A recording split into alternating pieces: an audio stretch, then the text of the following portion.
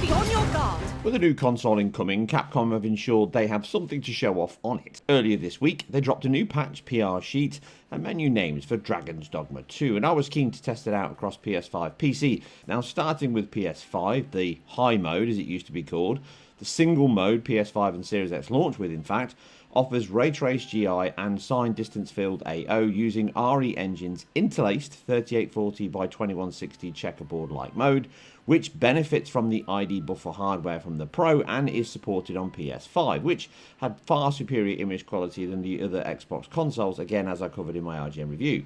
Now, since launch, a mere 6 months ago, the game has been patched often, just as I stated in my IGN review would be the case, which included a brand new Sans RT mode, offering the biggest boost to frame times, largely helping the load on the CPU and memory bandwidth, but also dropping resolution and effects such as grass, alpha and level of detail. Now, this was a huge boost, but since then only small increments have come to add minor improvements on that. The main problem remains, as I discussed in that review. State models, dynamic reactions, pathfinding and logic all cause big spikes in frame times, and the quick fix is to cull NPCs all over the game, and this creates a Back to the Future scenario of people fading in and out of existence all the time to reduce the amount of data and contention.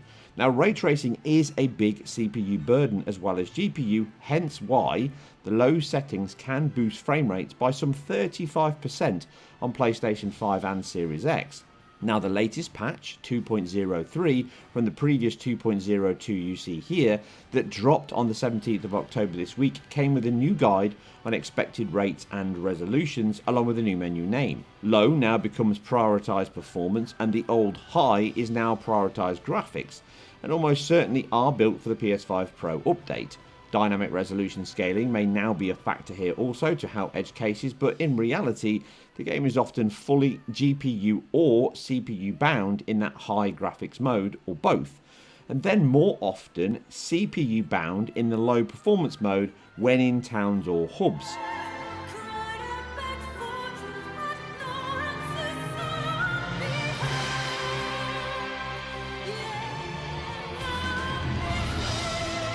Testing the prior patch 2.02 to the latest 2.03, we see almost identical performance levels in those memory CPU bound segments, well within margin of error. Low to high can fluctuate between 20 to 44% faster section to section, but it ends up being 35% faster on average over high. And we see exactly those same levels between performance and graphics mode now. Comparing the old low to performance and high to graphics reinforces the fact that this is little more than a rebrand and no big changes have really happened here, aside, it appears, a lower resolution base in performance. The notes state 1728p upscale to 4K now versus 4K in the graphics mode. The interlaced dithered pixels strong TAA do create heavy ghosting and trails when in motion, or at least when motion is fast with high contrast across both modes, but that and the dithering noise on foliage, which can look like a poor depth of field pass, is worse in the performance mode over graphics. Except this though, I cannot notice any standout changes with the modes, including high quality RTGI and ambient occlusion, which can dramatically improve light, shadow and material accuracy indoor and out, and it's best noticed with the light seeping into doors, windows or canopies, emphasizing occlusion and reducing light leakage and floaty sticker-like assets in the scene.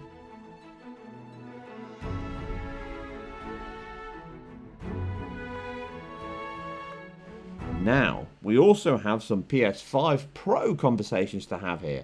As we can see, the same settings with ray tracing, ambient occlusion and that 4K output, but it uses PSSR now rather than their own TAA and interlacing method, and the image is a vast increase in the limited footage released.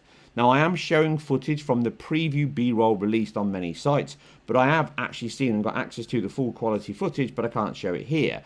What you see here, I have tried to improve as best I can to replicate that. Now, ghosting is practically gone now, with the same high contrast sections and fast movement being free of those artifacts, or at least significantly reduced to almost being not present. Texture details, material quality, and overall image quality is far superior than the PS5 graphics mode, looking closer to the native 4K and or DLSS image on PC now.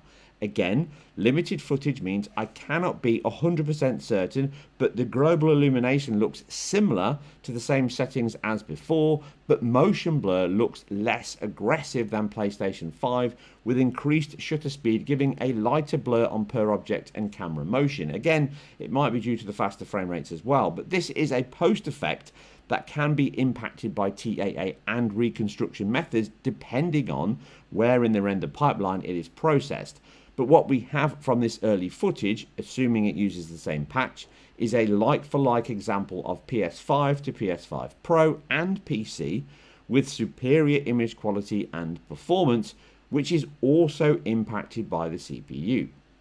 Now see here on my RX 6800 and Zen 3 5600X 6-core 12-thread machine, allegedly a match for the PS5 Pro, some say, in this particular section with the same settings as base PS5, interlaced, ray tracing on, 4K output, we are significantly CPU bound, with it often only using around 70% command buffer load of the GPU, far lower power draw and clock speeds, resulting in higher performance than the base console on the same patch, across the same run. However, this can be surprisingly close, with a high delta of 40% to the PC and then a close 8% between them, finishing this short run 24% faster on PC. That becomes increasingly CPU memory bound the more we draw into the town square, which can close the gap up between them in the PS5's favour. Now what this also demonstrates is the PS5 Pro pulling ahead over this PC spec in this game with superior IQ and performance than both machines, where it appears to be fully CPU and or memory limited. Now notice the lack of any 50 millisecond spikes here on the Pro, which often occur on PC and are rife on PS5 with ray tracing enabled. But to ensure I cover all bases, the low mode on PS5 can still run below the Pro here, somewhere between 10 to 21%, which means this is the best case scenario for potential CPU data bound games on the Pro, and points to a possible cache or architecture change here. As I often say, teraflops, ALU count, cores, frequency, they're not as vital as many believe. It's far more nuanced than that. Now I caution all though here, this is early days, and if we are looking at exact matches from graphics mode across PS5 and Pro, then here the PS5 Pro is over 65% faster than the PS5 in the same run, and 33% on average than my RX 6800 5600X machine. An impressive debut for sure. Now, although too early to be classified as concrete, but once I get hands-on, I will be sure to show and tell you all the facts and results. For now, take this patch as a PR-focused update to boost the game's profile in the run-up to Christmas sales, and is, or at least was, likely focused on boosting the PS5 Pro launch, with a patch that better uses the hardware than the default Boost Pro mode that the console has by default, and again, will be a potential big sales hike on the new console buyers. Come on, there's at least thousands of us. Now from PS5, Series X, Series S and PC, we have far less to be excited about, it seems. The game does at least run better than it did at launch, significantly so in these town sections. Sadly though, that locked 60 FPS still remains elusive for all, including the new PlayStation 5 Pro. And that's it for a fast look at patches, Dragons Dogma 2 and potential PS5 Pro boost incoming. Remember, I am completely self-funded and independent, and if you like what I do here on this video or others and over on my website, then you can help by liking, subscribing and sharing down below. Leave a comment, it all helps the algorithm, and if you can, support me over on Patreon, which for any dollars or pounds you can afford will get you exclusive access to this and early content, along with helping me grow this channel and the work that I do. Anyway, I'm out, but I'll catch you very soon on the next one.